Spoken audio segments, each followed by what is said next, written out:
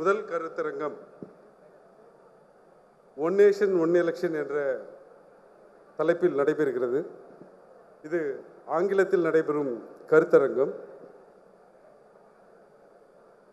மரியாதைக்குரிய திரு என் ராம் அவர்கள் எப்போதும் என் மீது மிகுந்த அன்புடையவர்கள். ஆனால் நேற்று என்ன நினைத்தவரோ தெரியவில்லை. இந்த நிகழ்வில் நான் மாடரேட் செய்ய வேண்டும் என்று நேற்று இரவு சொன்னார். எனவே இந்த நிகழ்வில் நான் மாடரேட்டராக இருந்து மூத்த வழக்கறிஞர் திரு கபில் சிபல், திரு எஸ்ஒய் குரேஷி, இந்து ராம் அவர்கள் தங்களுடைய கருத்துக்களை நம்மோடு பகிர்ந்து கொள்வார்கள். Sir, as a secretary of the legal wing of DMK, I am very happy to welcome you.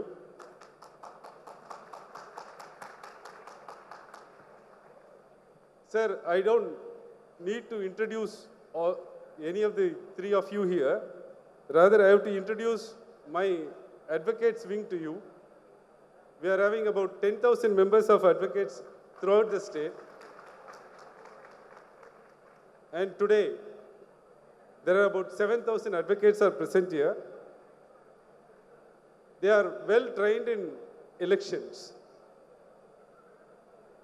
About 6 months prior to the elections, the machines are taken for first level checking. The election commission calls it FLC. It goes throughout the day, 24/7 for 3 or 4 days for every constituency. From that day onwards, this advocates wing of DMK follows EVM till it reaches the counting place. So about 45 days, the EVM machines, the numbers of the machines, and physically they are following the machines till the counting of the votes. Not only that, they are managing the election in various levels. Like that, we have 4,000 well-trained advocates in Tamil Nadu for DMK party. With pride, we can say that this is the only political party who has trained this much of advocates in the state. And this is the introduction I am giving to you for them. Sir, now let's start our session, sir, please. Sir, very good morning and very happy to have you here. Sir, thank you. Let me start with Senior Counsel Mr. Kapil Sibal. Sir, at the outset, how do you view this amendment, constitutional amendment, bringing one nation, one election? And also please explain the way in which it was introduced in the parliament. Well, I think it's an ill-thought, ill-advised initiative that this government has taken. Without the kind of discussion that is required for the monumental change that they are seeking to bring about.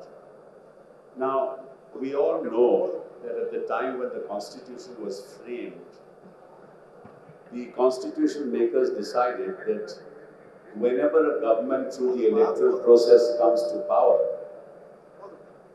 through the voices of the people,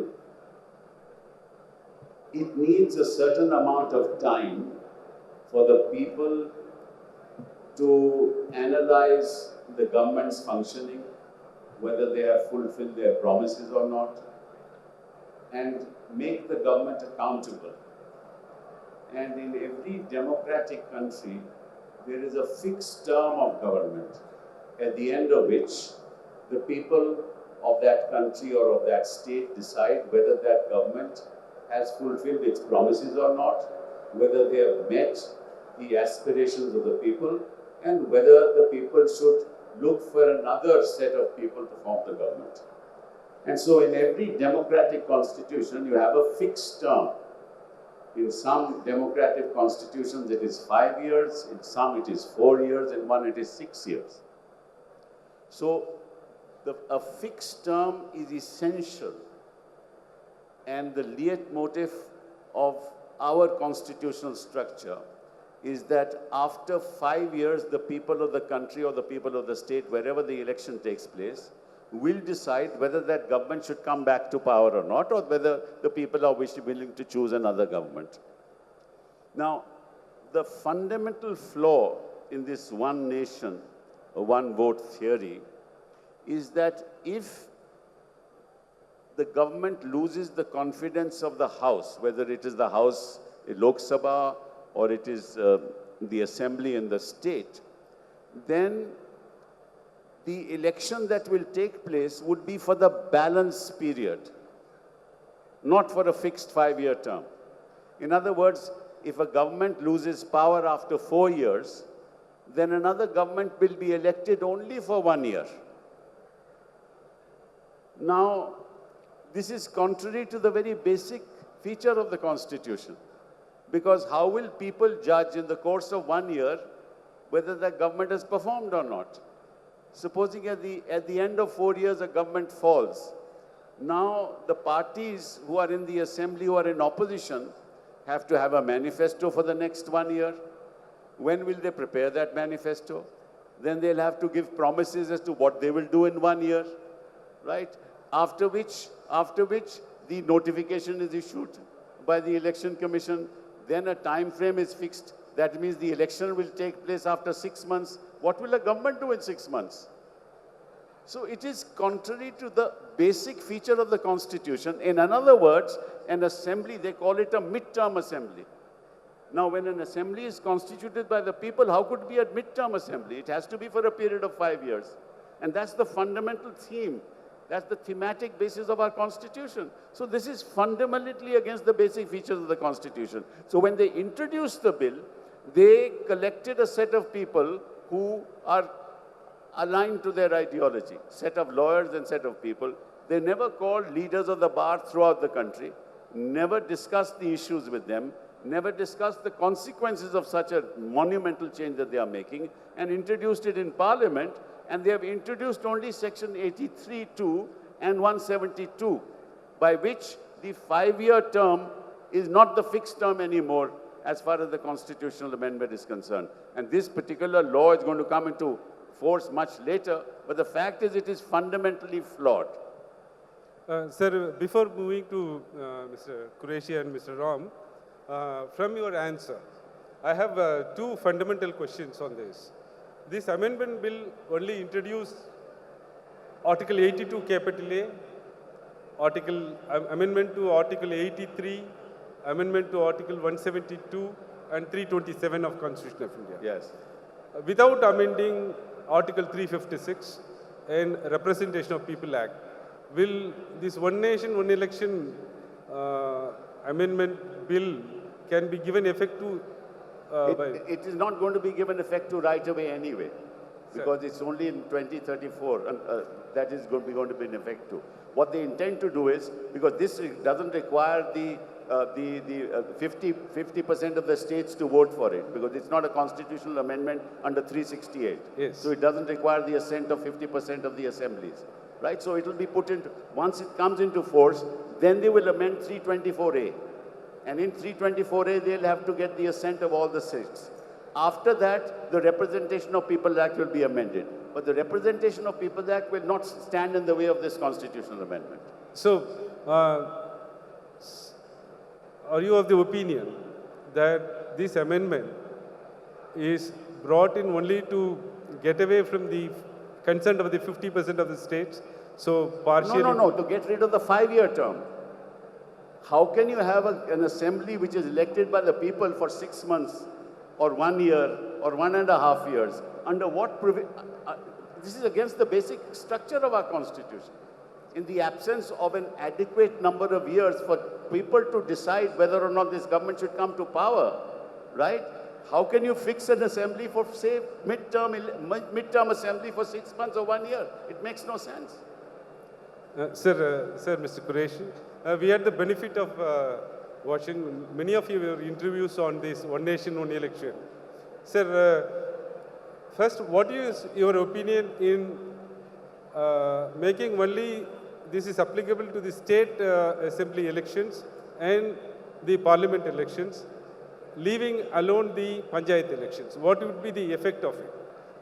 Because originally they thought all the 3 elections have to be conducted together. That's the real meaning of One Nation, One Election. Why the parliament now or the government now left the panchayat elections out of this? Yeah, that's a very important.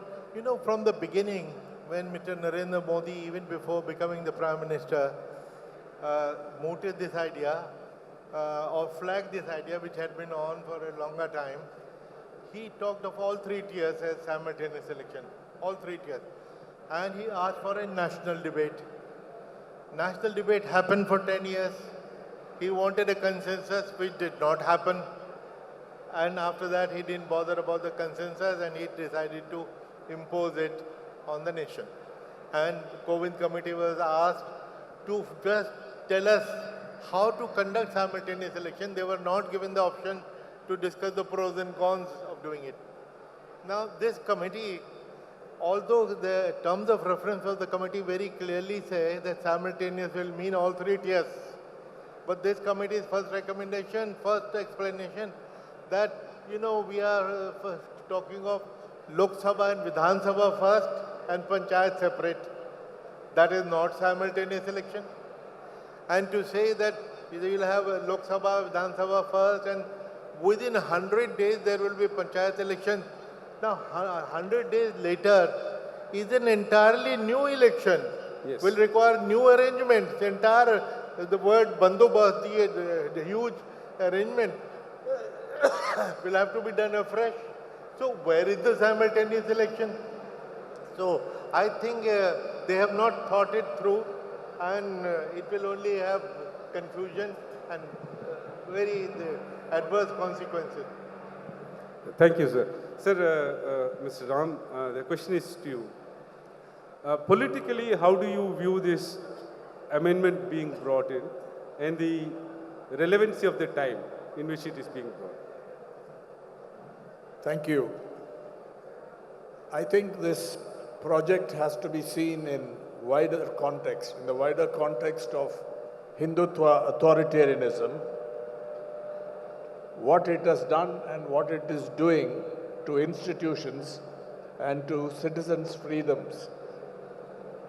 You can say that one nation, first of all, it's an assault on the diversity and pluralism of India and Indian civilization, in fact, because we are multi-ethnic, multi-religious, multi-linguistic, multicultural, multi-political, it's multi-everything.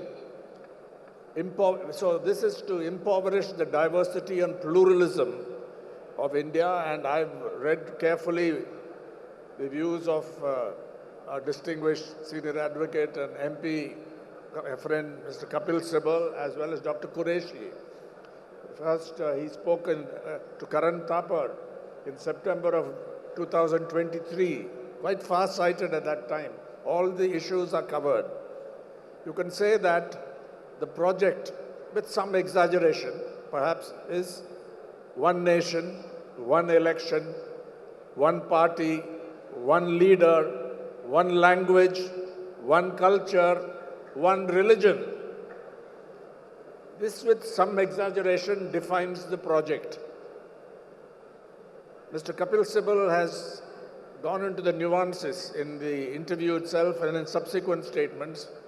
For example, how this would incentivize horse trading and corruption in a big way. And he has also spoken, I won't get into the constitution and legal areas, that's not my area of competence, but he has made it clear that the basic structure or features of the constitution would be impacted or assailed or whatever. I won't go into that, but that is clear. It's clearly against the spirit of the constitution. That much I can say. One important point here is, politically, it was raised by Burgess George, the senior journalist of the Hindu, last year, end of last year.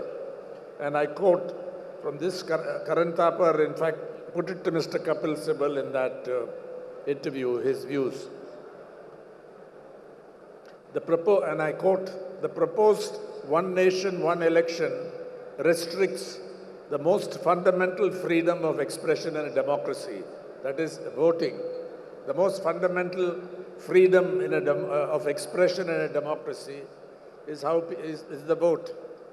So arguments for limiting elections are all arguments against democracy itself. I'm still quoting. Democracy may be messy, slow, and often undermines the collective interest of society. But if you go down that, that is a slippery slope.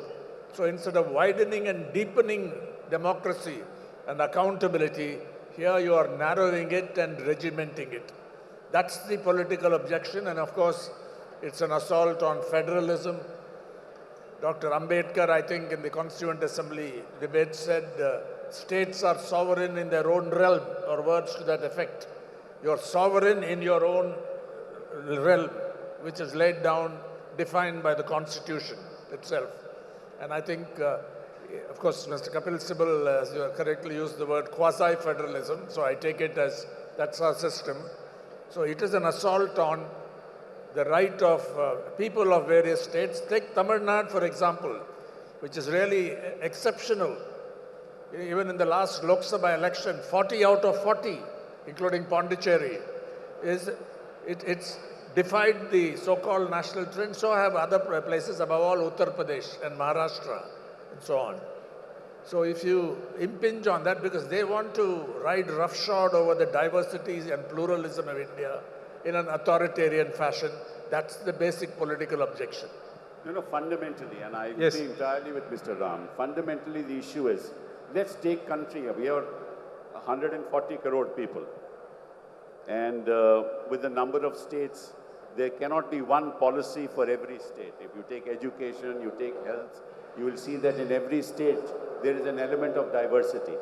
Now, when an election happens in a state, the problems of the state are matter of public discourse nationally, right?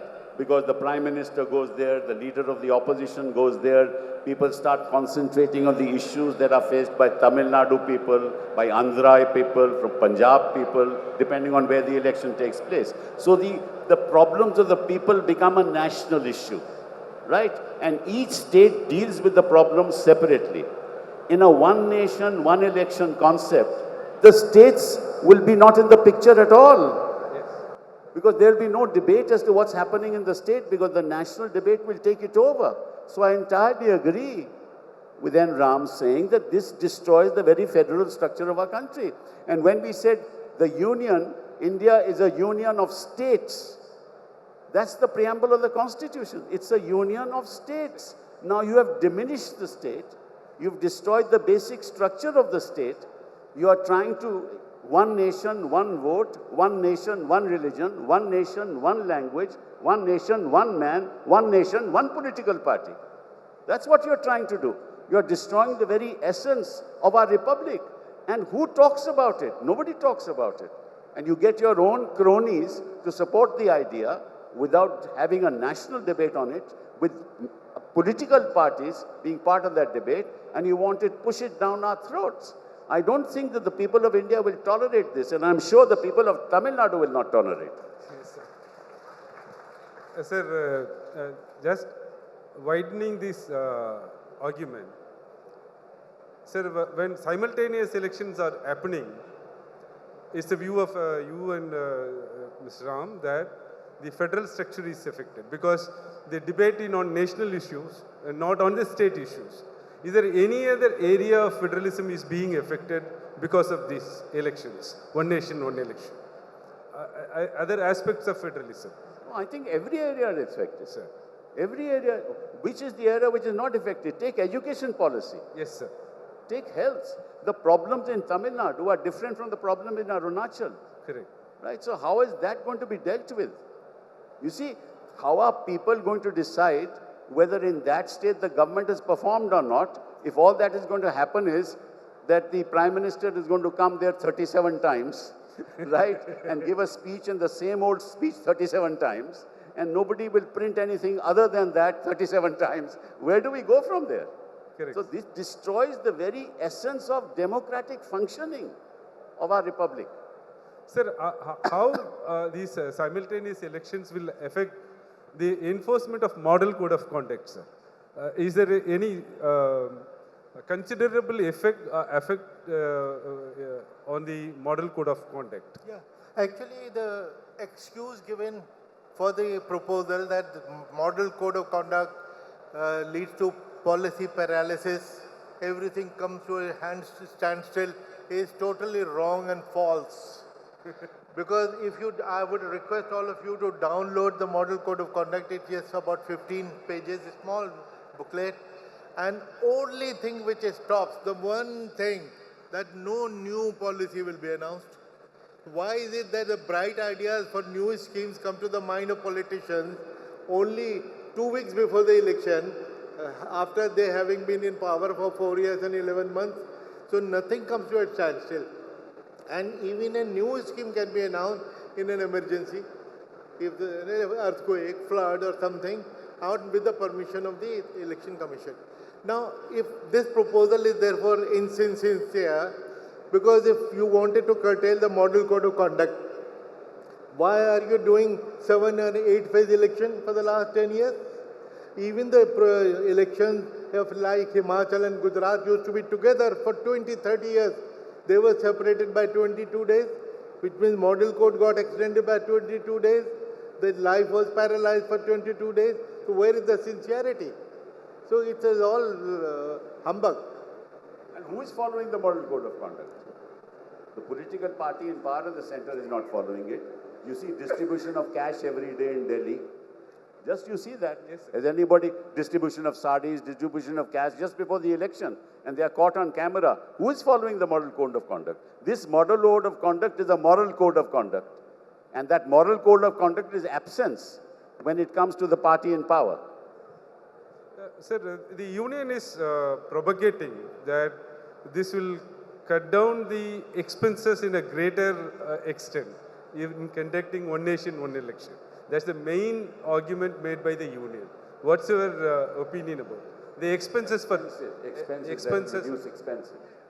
You know, the other argument given is by having simultaneous election, you will reduce the expenses.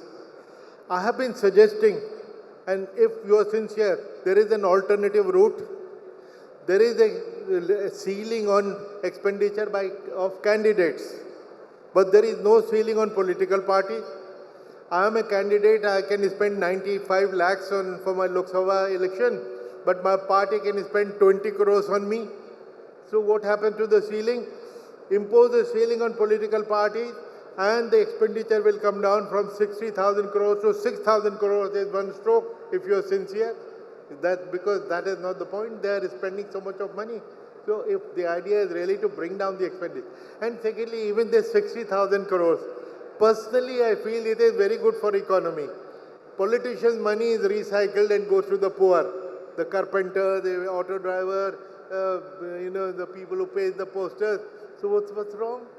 So, in fact, the whole proposal lacks sincerity. On the expenses, again, I've read Mr. Kapil Sibal, and one point that Dr. Qureshi made in an article in the Indian Express is that you'll require 3 times, you got to have 3 times the number of EVMs and VVPATs in this election, and that's going to be huge. Now on expenses, this is the cost of democracy, so you can't really quarrel with that. But Indian elections are among the most expensive in the world, not so much because of the infrastructural requirements, the administrative requirements, because so much money is paid illegally by political parties to voters, spending on candidates and so on. Various estimates have been made, and we are among the most expensive. We are among the most expensive general elections in the world. So the expense thing completely is irrelevant.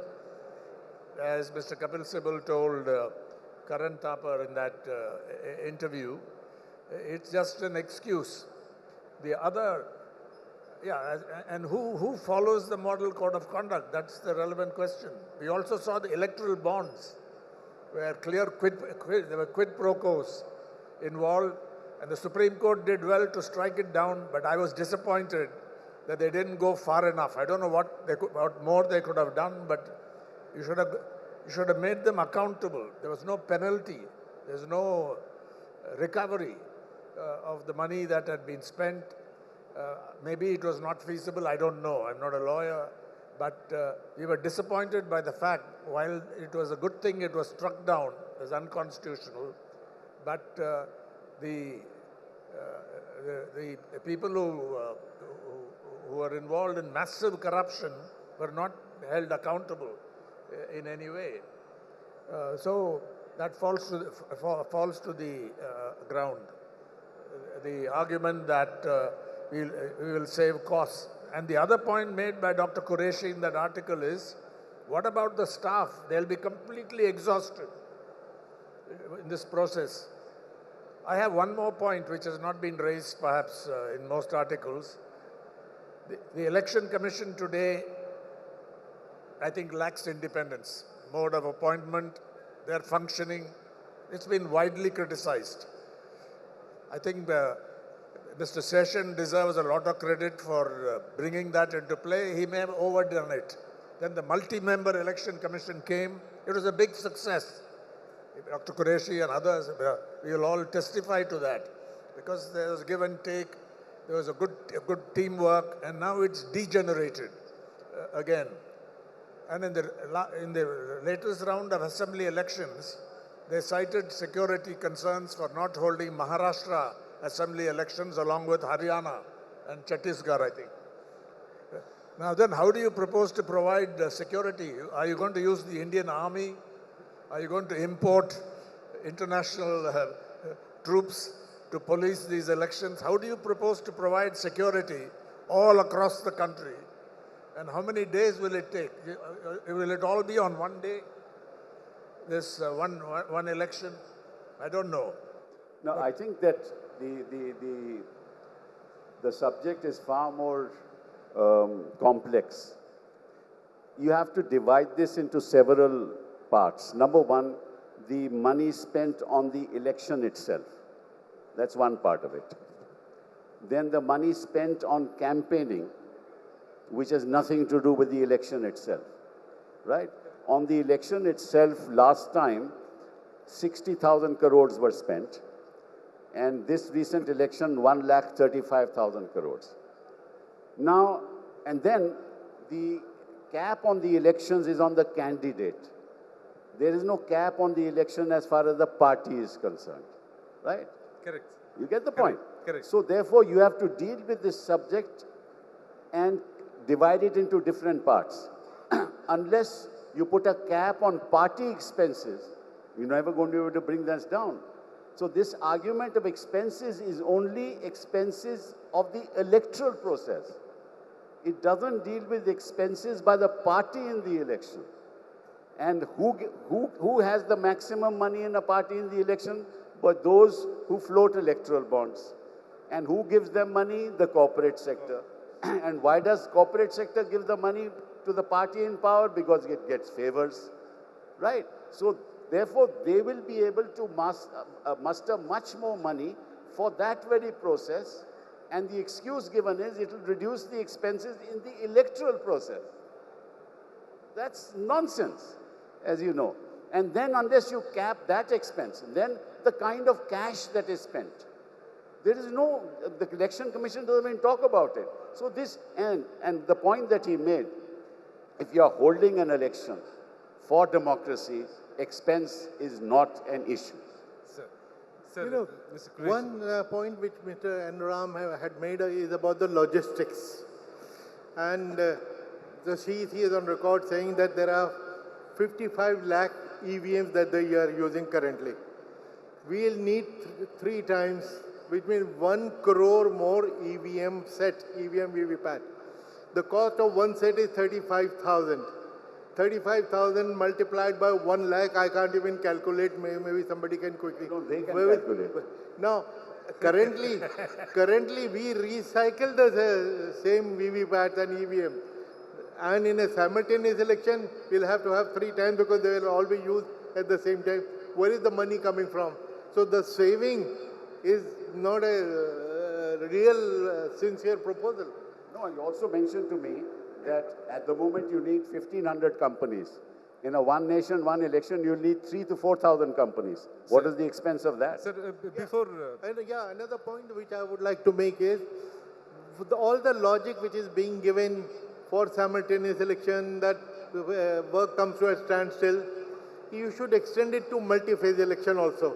Why have 7-phase election in the current scenario, particularly in this social media age where spread over 3 months, there is hate speech, there are rumors. So the time has come when we should do a single-phase election, and I have written in some of my articles that it is possible to do it in 32, 33 days. Just all we need is more paramilitary companies. Instead of 1,500, 4,000 all at one go, and instead of 3 months, just give us for 1 month.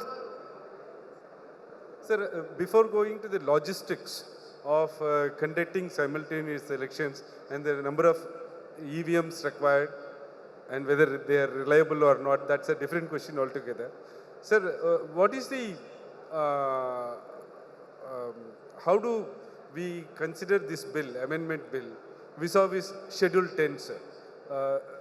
Whether the horse trading will happen? No, that will not be covered. Sir.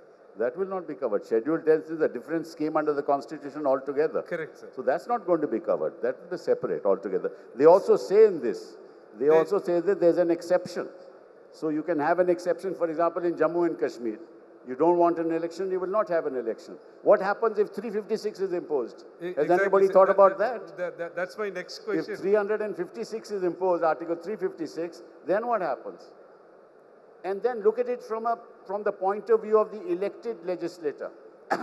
Supposing after 3 years the government falls. Now, we know statistically that 50% of those who are elected will not be elected again. Correct. That's the norm. Sir. 50% will not be elected.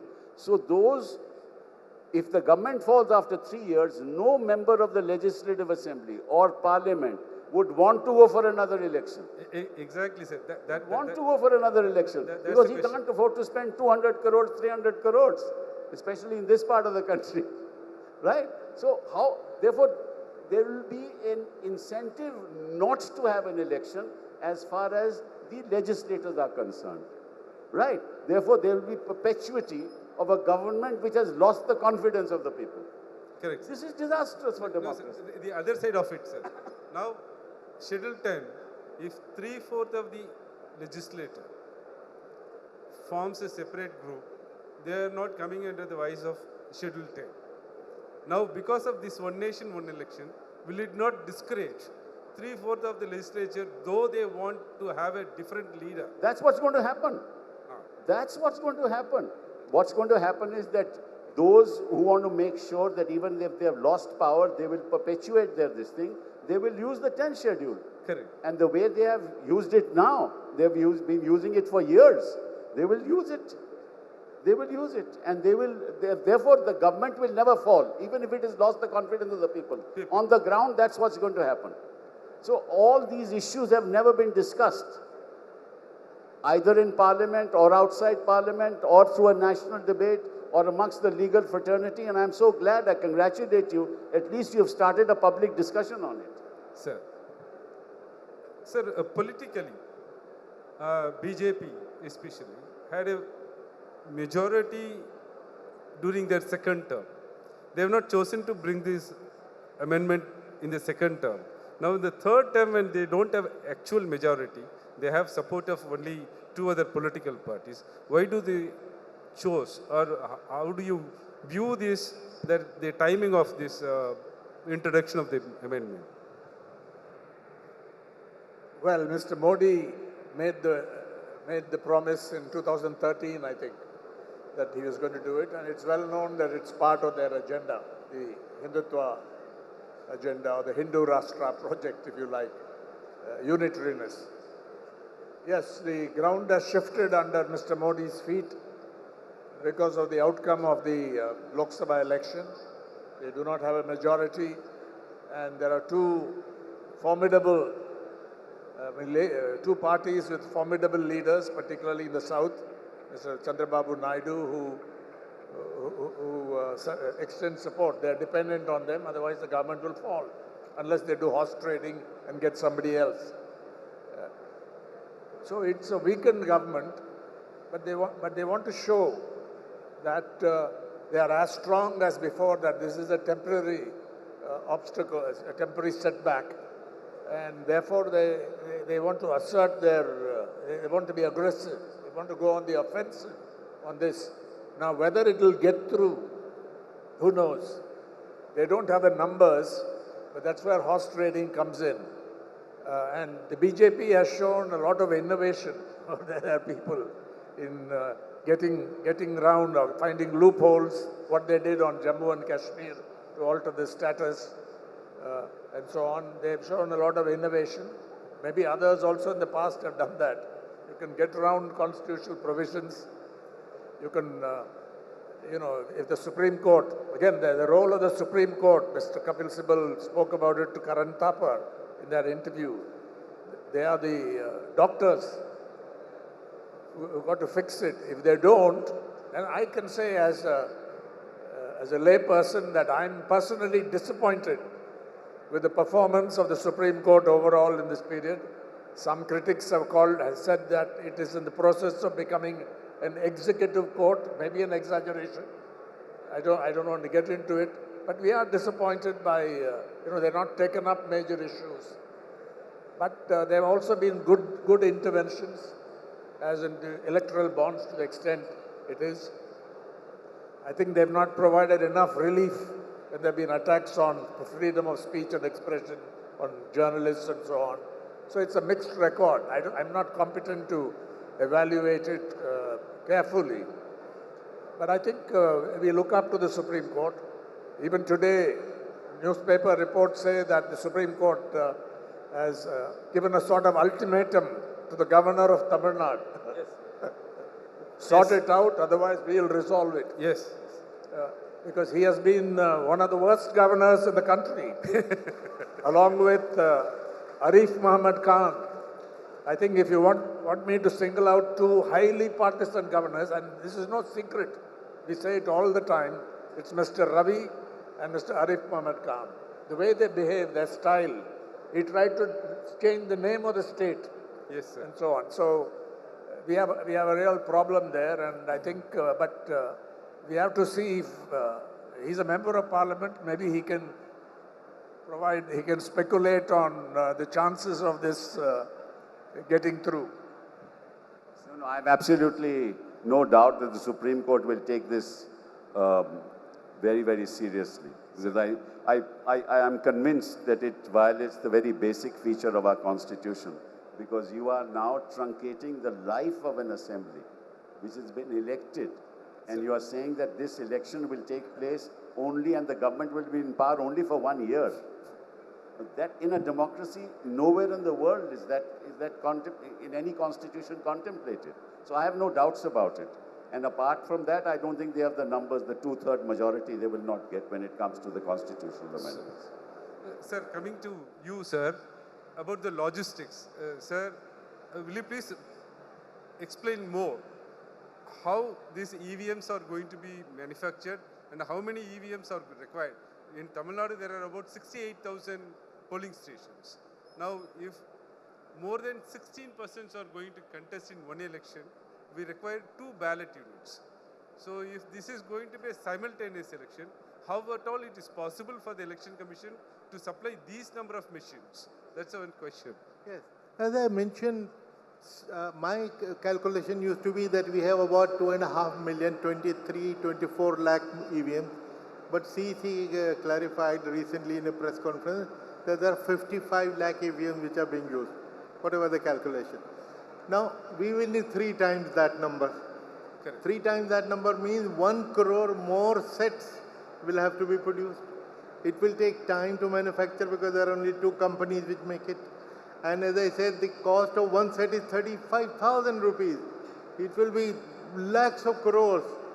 So this is not saving the money, this is spending more money. And then we will not need more staff, because if there are 3 machines being operated in the polling station, currently we have 5 people, we will need probably 7 or 8 people. Already we are running short of government staff. The law says they have to be government servants. When we started falling short of getting government servants, we changed the law to include bank employees, university employees, so that we can have a more catchment area. Now to increase the number by 30-40% more, where will we get the manpower? It will be a problem. So all these things have not been examined in detail and need to be worked out. But you know, Dango, expense according to me is not a fundamental issue in this case. Sir, I'm not I on mean, they will expenses. impose an EVM cess on the people of this country. Raise the money. No, I'm not on expenses, sir. Expense is not an is it issue. I practically think there are more possible? fundamental democratic issues. No, sir, I'm not on expenses. My question is not on expenses, sir. How to handle these number of machines? Sir, it's very difficult to, we are practically seeing. That they can manage that. I mean, how do they manage to collect 6,000 crores, 7,000 crores through electoral bonds? We never imagined that they would be able to do it. That they can do. Sir, I think there are huge constitutional issues Correct, sir. that are far more significant. Sir, so one perception on this is, once if they enact this law, slowly they will make this country into a presidential form of election rather than the present setup. Is it possible? Or I think it's already a presidential form of election in this country. no, the Prime Minister's office will not be there. No, no, you mean to say that they will change the function? That's it. Let's get over this hurdle before we talk of that. But in form, it is still presidential. Because it is presidential because of the media, because of mainstream media. Sir. Because the mainstream media does not present the other point of view, right? It's obsessed with our very photogenic Prime Minister. So what do? I mean, this is already a presidential form of government. So, what all be the ill effects of this amendment? In fact, constitutionally you have said. Otherwise, practically we have No, talked. the legal effects of this convent is that the diversity in India will become irrelevant as far as the political diversity is concerned. Issues of the states will become irrelevant, right? They will start talking about what great things whichever government has done. If Modi ji continues, he will just talk about how the economy has grown when it has not, how India's influence has grown when it has not, how the whole world respects what India is doing, they may not, right? So that's what will happen. The issues regarding states will become irrelevant in a national election or one vote, one election, and that's destructive of our republic. That's my basic thought. Sir, I also agree that we can't quarrel with expense when it comes to deepening and widening democracy. I think he's absolutely right. Democracy is messy, it is expensive, it is imperfect, but there is no other way. It's a very imperfect form of government, but there is no other way, and we have chosen it. So I fully agree with Mr. Sibal on that we cannot have any objections on the, comparing costs and on the basis. Go for democracy wholeheartedly. One of their arguments is that there's a policy paralysis. If you have frequent elections, there is a policy paralysis. If there's no frequent election in the Lok Sabha, there's been a policy paralysis for 15 years. What have they done in 15 years? There have been no frequent elections in India. The government has not fallen. So if for 15 years they have done nothing, then what policy paralysis they're talking about? There's a policy paralysis in the government of India without frequent elections. Sir, what is the difference you consider? The reports of various commissions or committees on this one nation, one election, how the last committee has departed from the earlier views of the on one nation. The last committee has departed from the earlier views of the committee. Earlier committees. Earlier committees. Actually, for the last 10 years, many committees have gone into this issue and none of them could find a solution, which is when the government decided that if there is no consensus, let it be, we are going to impose it anyway. And Covind committee, as I said, was given no option to go into the pros and cons. They say you just have to tell us how to do it. And the recommendations are so faulty, so erratic, that they are almost laughable. The recommendations, sir. Also, First of all, I am very disappointed that they asked the ex-president of India to chair this committee. Yes. It's a matter of great disappointment. I think that Rashtrapati Kovind ji should not have accepted it. And what do you tell an ex-president of India? Now you tell us how it's going to be implemented. Are ex-presidents of this country meant to implement a diktat of the government? Are you reducing that constitutional position and the person who occupied it to that level? That means that as far as national consensus is concerned, it is absent. But because he has been the president, we'll tell him how to implement it. This is itself very problematic. That means a political party is forcing its agenda, not a consensus after a national debate. This also is a fundamental flaw. Sir. Yeah, I would also like to pose a question. Suppose we have created the simultaneous elections by constitutional amendment and whatsoever. What if the Lok Sabha falls as it did in 13 days in Vajpayee's time? So what will happen to 28 states which have come with absolute majority? Why should they be made to go through another election? So it makes no sense. And actually, only this morning, a thought came to my mind. It is like Sati. There was a time when husband died, wife had to die also. Yes. If Lok Sabha falls, all other states have to fall also. What is this logic? It makes no sense to me. No, let's, for example, forget this amendment. Let's take a case that today Parliament passes a law and says that the term of the assembly will be 1 year. Correct. Will it be constitutional? No. If it will not be constitutional, how can a term of an assembly for 1 year at the end of 4 years, if the government falls, be constitutional? Correct. Can't be. So the logic fails. So the whole logic of a mid-term assembly is anathema to democracy. Sir, how do you consider this S.R. Bommai's case? Will have around 356. What will S.I. Bommai's case? No, the one nation, one election. Will it have any effect Yeah, on 350? it That's is what my position. It's my position that federalism is a basic structure of the constitution. This violates federalism ex facie.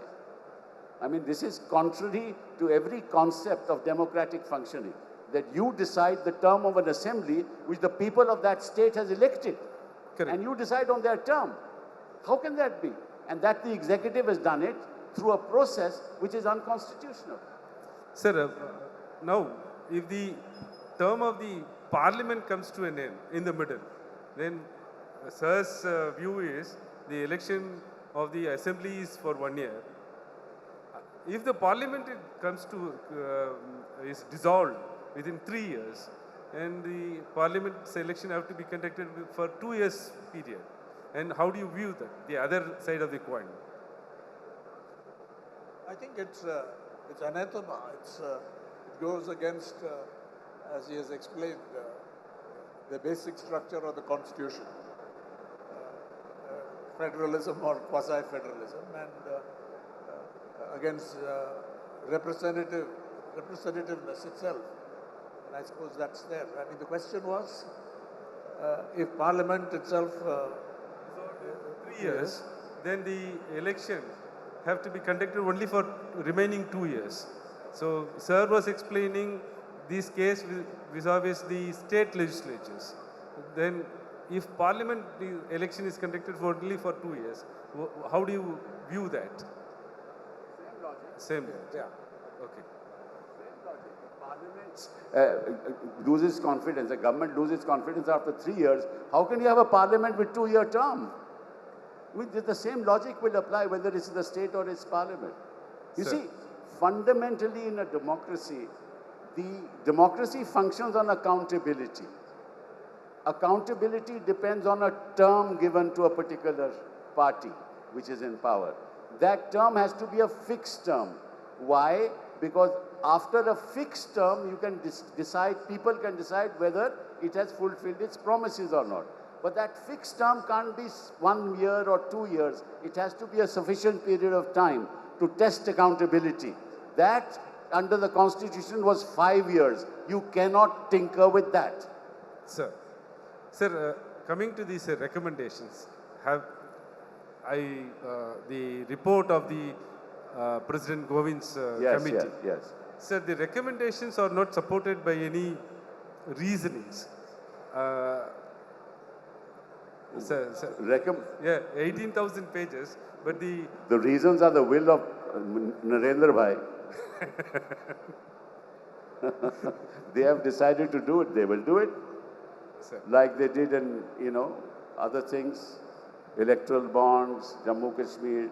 They decided to do it. That was part of their agenda. This is also part of their agenda. Sir, I request you to give your other views on this matter so that we can take some questions from the audience also. So I think to sum up, at least I think that this is an assault on democracy itself. It's an assault on the basic feature of the Constitution, basic structure of the Constitution, in the sense Mr. Sibal has explained it, that about the fixed term. It's an assault on federalism, because each state is sovereign in its own realm under the Constitution, even if it's quasi-federal, because center has certain overriding powers. But the Bombay case has sort of modified that to some extent, hasn't it? Yes. That you have to go to the to Parliament before you can dissolve and so on. 1991, is it? So, and it's not going to work.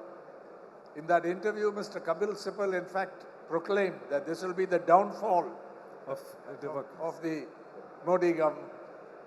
And whether that comes true or not, we shall see. But will they get it through? I don't know. And that will At be the the moment, only the numbers are good not effect there. of the amendment. That will be the only benefit of the amendment. This is a grand folly, I think. That's my last word on it. A grand exercise in political folly. Sir.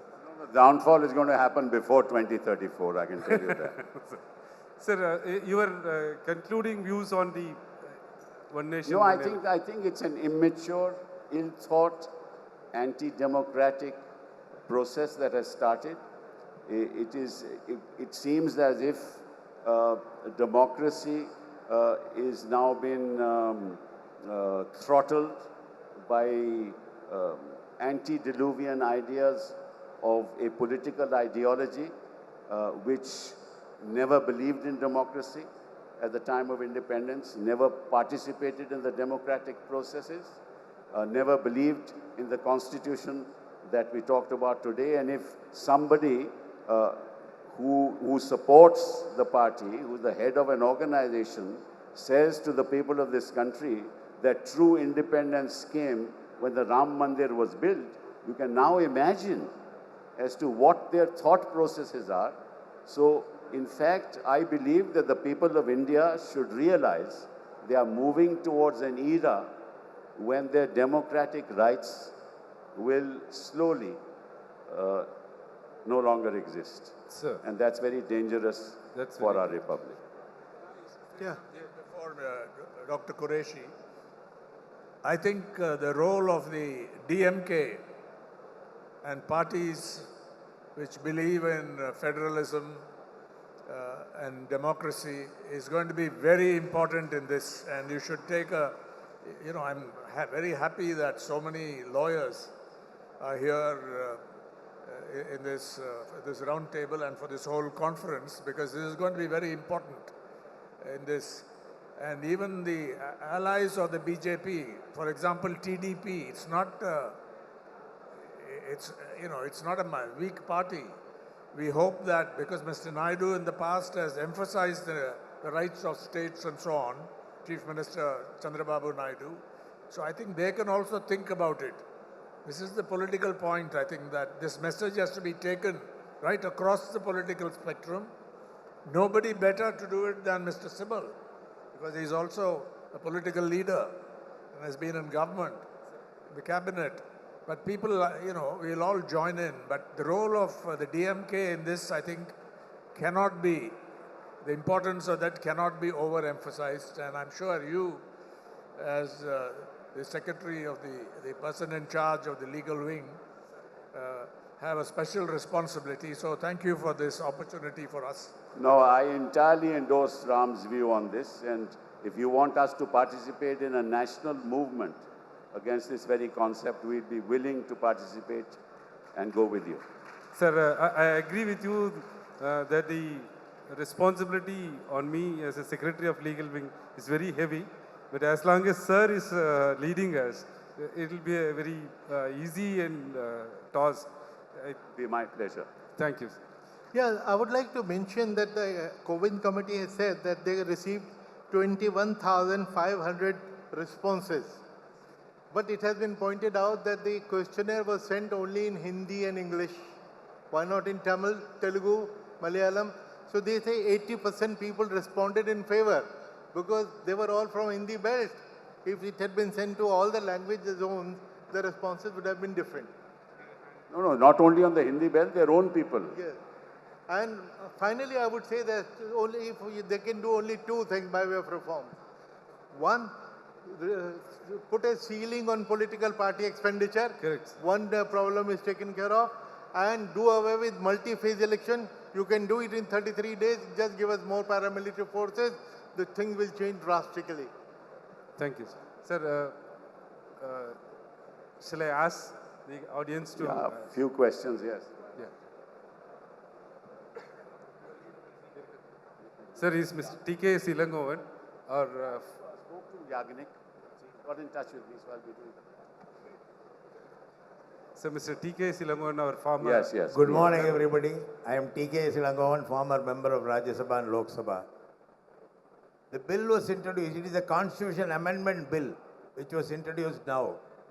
But I see that 196 members have opposed the bill, which means more than one-third have opposed the bill, which means the constitution amendment bill needs two-thirds majority in the House. Now that more than one-third had opposed the bill, this is one point. Secondly, we had seen a parliament election in 1996, then another one in 1998, and another one in 1999. The three parliament elections were held within a space of 3 years. Will all the assemblies be dissolved and election will be conducted, and then what is the purpose of the government saying that expenditure will be reduced by one nation, one election policy? Okay, there are two answers to your question. On the first question that 196 members have opposed, this is not an amendment under 368. For this amendment under 83(2) and 172, you can pass it in Parliament by a simple majority. So that's not an issue. It's only when you come to 324, the one poll issue, that you need under 368, 50% of the states to assent. So on your first question, it's not a problem. On the second question, there will be 17 states in this country, if this becomes law, whose terms will be truncated through law. Yes. 17 states whose 5-year terms will be truncated. If 5 years is a basic feature of the Constitution, they can't even do that. That's the answer to your second question. Next, this government has no majority, that we know. They are running with the support of two major parties. If these two major parties withdraw their support, this government will fall. So, will there be all the assemblies dissolved and elections will be conducted along with this House? Recently, Karnataka, some of the states had gone for polls within 3-4 months back. One thing. Secondly, we know how the states were dissolved. We had seen that a fax machine could dissolve a state legislature in Kashmir. The governor, without calling the chief minister, whose one party had withdrawn their support, the governor should have called the chief minister and asked the chief minister to prove the strength in the House. But another party extended support. They sent a fax letter to the governor. He says that fax machine did not work, so I have dissolved the assembly. So these things have also happened in this country. So they don't want states to be run by opposition parties. Modi's idea is that the entire country should be ruled by one party, that is BJP. But that's obvious because he talks of a double-engine sarkar. What is a double-engine sarkar? Means only that there should be only one party, both in the state and in the center. He is not a king.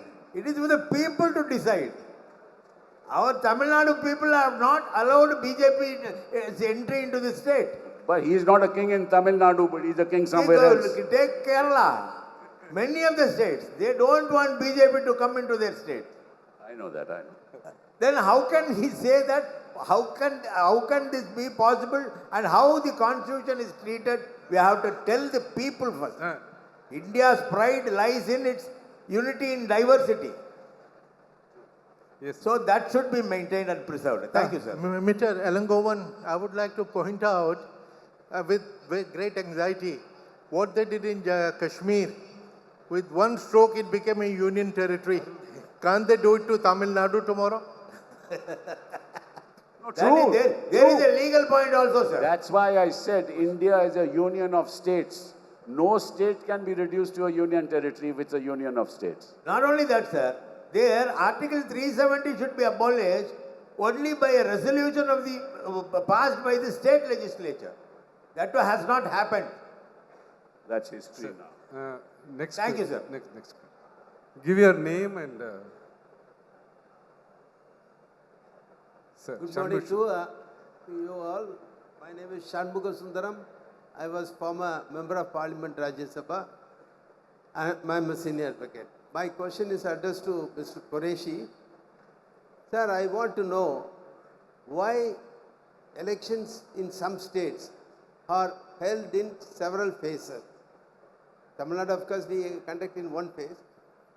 Other states, some of the even smaller states, they conduct in maybe 5 or 7 phases. The supplement is, if they can't hold it in a single phase, and how can they hold a national, one nation, one election?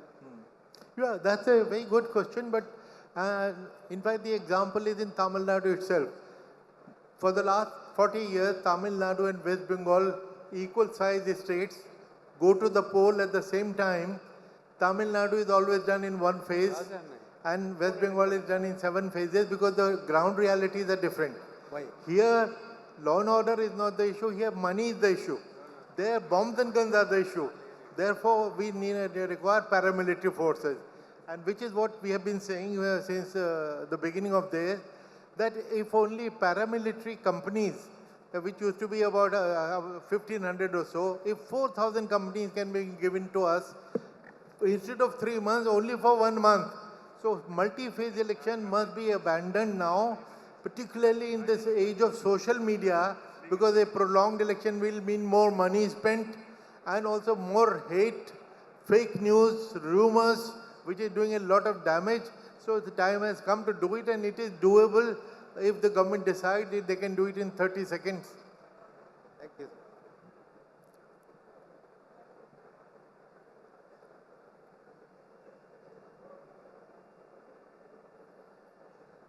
Sir, I am advocate and additional public prosecutor in Coimbatore. I ask one more question. One nation, one election. The Supreme Court take any action to suo motu regarding this issue? I doubt it. Somebody will have to move the Supreme Court. I don't expect Supreme Court to take suo motu action. Sir, good morning. My question is, first question is, one nation, one election world. Whether we are apprehension or that it leads to presidential form of election, it will go to presidential form of type of government is thinking, it is making their policies like that, one nation, one election, whether it leads to presidential form of election. That's all. My second question is, what is the defect in presidential form? In US, it is running only presidential. It is the United States of America is governed by single person. Why can't we have whether there is any difficulty for presidential election? See, I think that we, when we look at our own constitution and its functioning, we forget one basic feature which is different from all other democracies. In all other democracies, and if you notice, say in the US or Australia or Canada or in the UK, the treasury benches, that is the political party in power, reaches out to the opposition to pass a bill. What is the reason? The reason is that in those countries, there is no such thing as a whip. A whip in a democracy is only issued in two circumstances. First, when the budget is to be passed. Then a whip is issued to make sure that the budget is passed, otherwise the government falls. And two, when there is a no confidence motion against the government, then the whip is issued to ensure that the no confidence motion is defeated. In no other case can a whip be issued, right? In India, we are already a presidential form of government because a whip is issued in every case, in any bill, on any discussion, on any debate. In other words, a member of parliament today has no freedom to express his views. He has to express the views of the party. And in this case, the party in power, and in this case, the leader. So we already have a presidential form of government functioning in this country, right? Unless you take out the concept of a whip and say that a member of the political party will not be disqualified if he speaks in the House against a bill that is introduced by his own party. Unless that happens, that's fundamental in democracy. Unless that happens, we are here functioning in a controlled democracy. And that controlled democracy, when a political party is so powerful, it has an absolute majority, it's presidential form. What other form is there? But even in a presidential form of government, you have the treasury benches reaching out to the opposition. That doesn't happen in our own country. So in fact, we should all understand that this kind of democracy is not good for the republic. Sir? Yes, ma'am. Yes. My question is to our living legend, Kapil Sibal ji. Only one question first. Will a PIL lie in Supreme Court against this one election, one nation? I think that's better to go to a medicine shop and get a pill and swallow it instead of going to Supreme Court. How to thwart this? We'll fight it out. Yeah. I will fight it out, not to worry.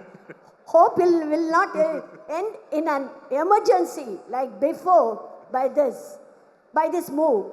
No, the people of this country will not accept it, and the movement will start from Tamil Nadu. Tamil Nadu. Thank you.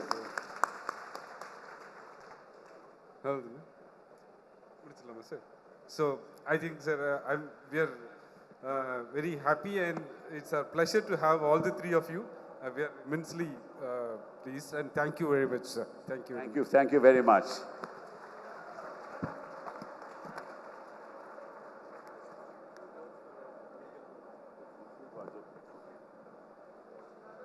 Well, it's always a great moment for me. It's always a great moment for me when I'm in the midst of the legal fraternity. Then I believe that I'm part of the family wherever I go. And for me, law is a passion. For me, to uphold the rule of law is my commitment in life. And I always stand up for the right thing, which I believe is right. And I think that we all lawyers, at least the modern day lawyers, have forgotten that law is a service. That lawyers are meant to serve the community. Unfortunately, in recent years, law has become a business. People look at law as a means of earning money. In fact, that's a completely wrong approach that modern lawyers adopt when they enter the profession of law. The pleasure that it gives me when serving somebody to whom I bring relief is worth crores of rupees. I just want to see a smile on his or her face and to say, thank God that I have been able to help this individual. That's the way we must look at this profession. And I know that Ilango, my friend, and all of you here will agree with me, and he follows this practice, that we are all here to serve the community. In the absence of the service, the rule of law itself is diminished. Thank you very much for having me here. All the best to all of you. Vote of thanks by Mr. I. Parandaman, our Joint Secretary. Respected Rajya Sabha member and senior advocate Mr. Kapil Sibil sir, respected former Chief Election Commissioner Mr. S.Y. Qureshi, and our beloved senior Hindu N. Ram sir, I would like to thank on behalf of the DMK legal wing lawyers for come forward to Chennai and addressed your valuable suggestions and ideas about this roundtable session on One Nation, One Election. First of all, as a conclusion of this discussion is concerned, I would like to thank all the three distinguished delegates that on 3 points. One, this roundtable conference has clarified the One Nation, One Election concept with regard to the constitutionally, whether it will withstand on constitutionally. You are discussed touching the SR Bombay case and as well as the question of the Article 356. And number 2 is that expenditure. Expenditure is concerned, you are on clear, clarified and distinguished expenditure on the party and expenditure on the election commission. You are categorically said in this dais that the expenditure with regard to the party is nothing to do with the expenditure on the election commission. And third thing is logistic. When the election commission, here of course we have luckily the former chief election commissioner here, when the One Nation, One Election come to the force, already when we have an election for a whole nation, even for a state assembly election on several manners as we have discussed here, how could it possible all the aspects you have been discussed here, you are lightened to all the advocates about the effect of the One Nation and One Election. And moreover, I would like to thank our senior advocate Mr. N.R. Lirango, who had put questions as a voice of the common man. Overall have the doubts with regard to the One Nation, One Election. All the form of questions have been formulated through Mr. N.R. Lirango. But one thing, Mr. Kapil Sibil sir, I have attracted on your one valuable point. Thing is that if a state got dissolved in 3 years, the 50% of the members will not be able to interested to contest because It doesn't apply to yours. because that's the back. Because being a sitting member, it's a point of our thought you have been expressed here. So I would like to thank. I think this conference had thrown a light to the nation. As our distinguished delegates have spoken here, this is the first conference in India where the huge number of lawyers gather under one roof who spoke about the One Nation, One Election. No doubt for the first amendment in the constitution, the voice was raised from the Tamil Nadu. Now for the first conference to agitate the One Nation, One Election is also voice arisen from Tamil Nadu. Thank you for one and all for coming here to the Chennai and give our valuable address. Thank you for giving this opportunity, Mr. Elango also. Thank you.